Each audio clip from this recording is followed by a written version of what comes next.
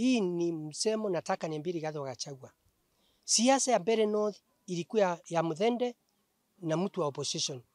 Lakini after that nataka Gachagua nikwambie, ulikuwa anjipiga kifua.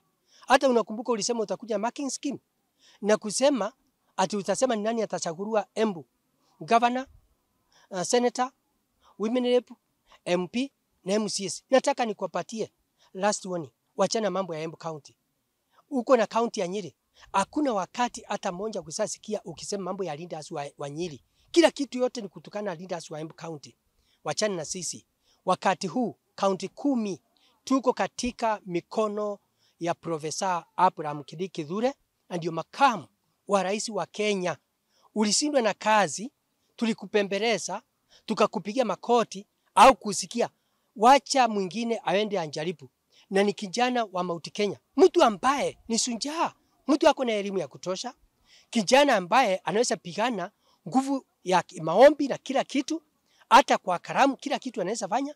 Kwa hiyo nataka nikwambie, hii mchezo ilikuwako katika Mbeere North. Na kwa sababu sasa hii election imeisha, wewe unafaa urudi nyumbani. Wachana sisi, wachana na mambo ya Embu.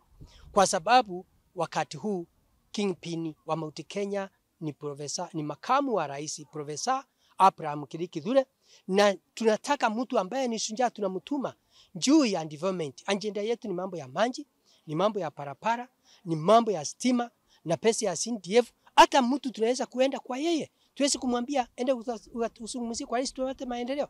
Sasa wewe ni vita, ilikuwa ni vita, haukuwa nasikia. Kwa hiyo wachana na sisi. Nataka nikuambie hata kiti yoyote, hata kiti ya Cattle Dip uvai kuitisha, unafaa ukae nyumbani. Na pia unjifikirie, uone ni wapi ulikosea, ndio uweze kusaidia wale wengine. Ile kitu unaweza kuitisha, labda urudi katika kwa kanisa, na pia before urudi kwa kanisa, unafaa uende uitike katekismo, ndio uweze kukumbaliwa kuwa mzee wa kanisa.